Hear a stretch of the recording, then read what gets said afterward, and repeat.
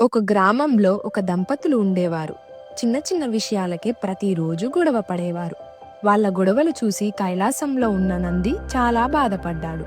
అప్పుడు శివుడు నందితో అన్నాడు, నంది వాళ్లకు ఒక చిన్న గుణపాఠం చెప్పిరా అని. ఒకరోజు నంది మారువేషంలో భూమికి వచ్చాడు.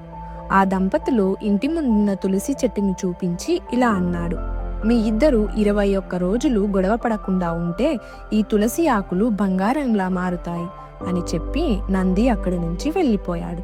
ఆ మాట విన్న దంపతులు అనుకున్నారు, బంగారం వస్తే మంచిదే, రాకపోయినా మన గొడవలు పోయినా తగ్గుతాయి అని. అలా వాళ్ళు 21 రోజులు గొడవ పడకూడదని నిర్ణయించుకున్నారు. మొదట్లో కోపం వచ్చినా ఇద్దరూ నిశ్శబ్దంగా ఉండేవారు.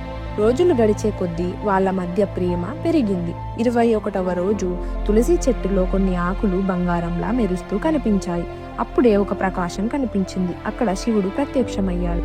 శివుడు ఒక చిరునవ్వుతో ఇలా అన్నాడు, ఈ బంగారం తులసి చెట్టులో లేదు, మీ ఇద్దరి హృదయాల్లో పుట్టింది. మీరు గొడవలు వదిలి ప్రేమను ఎంచుకున్న రోజు నుంచే మీ జీవితం బంగారంలా మారింది. ఇలాంటి కథలు మరిన్ని వినాలి అంటే ఛానల్ను వెంటనే సబ్స్క్రైబ్ చేసి లైక్ ఇవ్వండి. అలాగే ఓం నమ శివాయ అని కామెంట్ చేయండి.